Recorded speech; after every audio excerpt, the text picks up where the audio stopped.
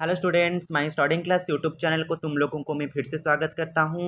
हम पहले से कबीरदास जी के दोहे का दोनों पार्ट पढ़ चुके हैं। तुम्हारे बहुत रिक्वेस्ट के बाद आज मैं पार्ट 3 लेकर आया हूं। और प्लस टू फर्स्ट ईयर के जो एमाइल हिंदी लिए हैं, चलो आज का वीडियो शुरू करते हैं। हम इससे पहले अगर तुम चैनल को सब्सक्राइब नहीं किए हो तो जल्दी जल्दी से सब्सक्राइब कर लो, वीडियो को लाइक कर दो और तुम्हारे फ्रेंड लोगों के साथ शेयर भी कर दो। चलो क्लास को शुरू करते हैं। सुनो। बुरा जो देखन में चला बुरा न मिलिया कोई, जो दिल खोजा आप नांग मुझसा बुरा न कोई। बहुत सुंदर दुआ है, इससे समझो बहुत इजी है। अगर समझ जाओगे तो अच्छा होगा। देखो कबीरदास यहाँ क्या कह रहे हैं, बुरा जो देखन में चला बुरा न मिलिया कोई। कबीरदास जी यहाँ हमें क्या उपदेश देते हैं, क्या कहते हैं, जो हम ज़्यादातर देखते हैं कि हमारे संसार में बहुत से लोग होते हैं जो अपने आप को बहुत अच्छा मानते हैं और दूसरों की बुराई करते रहते हैं। अगर कबीरदास जी यहाँ उपदेश दे दे रहे हैं, आत्म समीक्षा के रूप में उपदेश दे रहे हैं क्या, जो बुरा जो देखन में चला। कबीरदास जी यहाँ कह रहे हैं, जब मैंने बुरा देखने को चला संसार को, बुरा ना मिला कोई, संसार में कोई भी बुरा नहीं था। जब मैं बुरे लोगों को ढूंढने चला तो मुझे कोई भी बुरा नहीं मिला। जो दिल खोजा आपना मुझसा बुरा न कोई। यहाँ कबीरदास जी कह रहे हैं, जब मैं संसार में कोई बुरा व्यक्ति नहीं मिला, जब मैं अंतर्दृष्टि से देखा, जो दिल खोजा अपना, जब मैं अपने दिल में अंतर्दृष्टि से देखा तो वे ही इस संसार के सबसे बुरे आदमी थे। कबीरदास जी ये कह रहे हैं। अतएव इस वजह से हमें क्या शिक्षा मिलती है कि दूसरों के अच्छे गुणों को देखो। अगर इस संसार में हम पैदा हुए हैं तो दूसरों की बुराइयां मत करो, ये गलत है।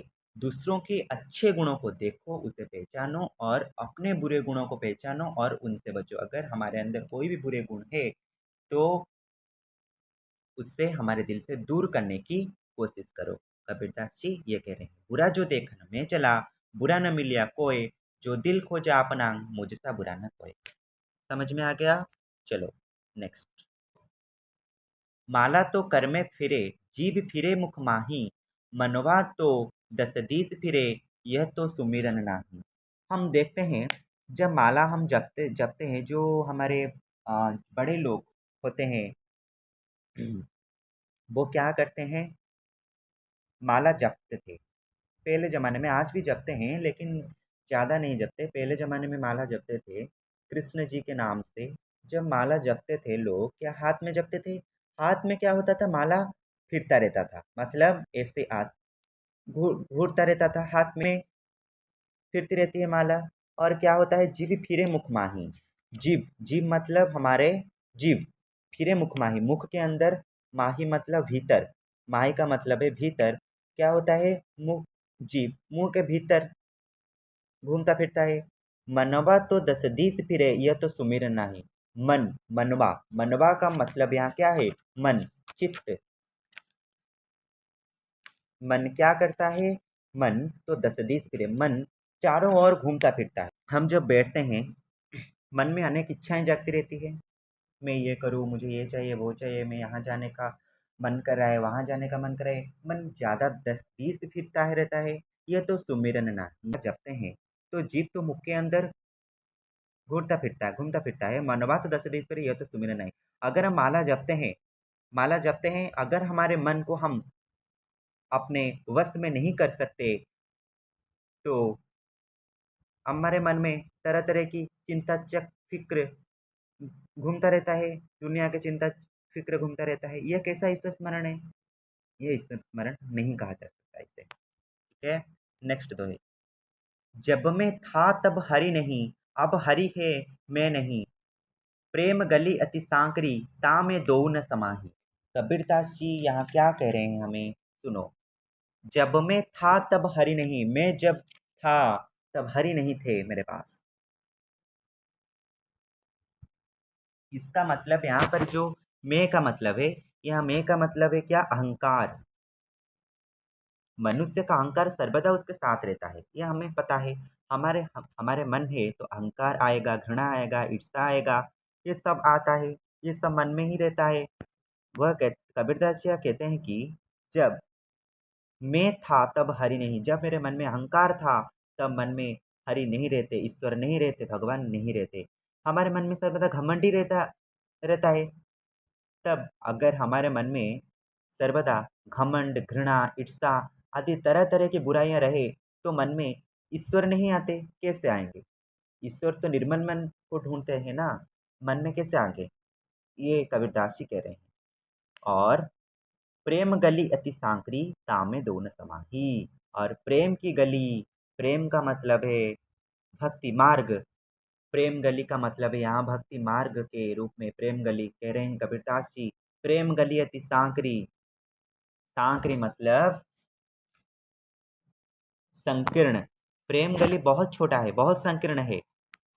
कबीरदास जी कह रहे हैं अति सांकरी, बहुत छोटा है, बहुत संकीर्ण है। ताम में दोहू न समाई, उसमें दोनों क्या नहीं कर सकते, नहीं समा सकते। समझ में आ गया? फिर से देखो, जब मैं था तब हरि नहीं, अब हरि है मैं नहीं। प्रेम गली अति सांकरी तामे दो न समाई। कबीरदास जी कह रहे हैं अगर हमारे मन में अहंकार है, घृणा है, ईर्षा है और घमंड है, तब ईश्वर हमारे मन में नहीं आते हैं।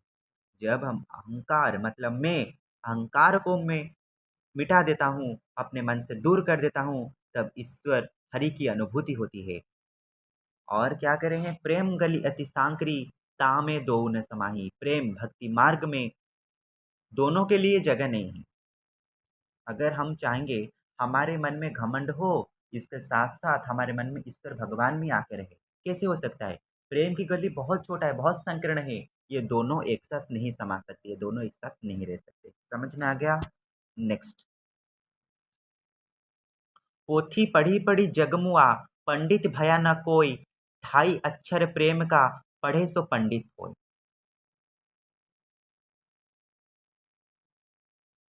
कबीरदास जी क्या करेंगे? पोथी पढ़ी पढ़ी जग मुआ। हम जानते हैं पोथी पढ़ना शास्त्रों का ज्ञान है। पोथी पढ़ने से हमारा ज्ञान बढ़ता है। ये हम सुने भी हैं, जानते भी। मुआ मतलब संसार के लोग इसके लिए मरते रहते हैं, लगे रहते हैं। कोई ज्ञानी या पंडित नहीं होता।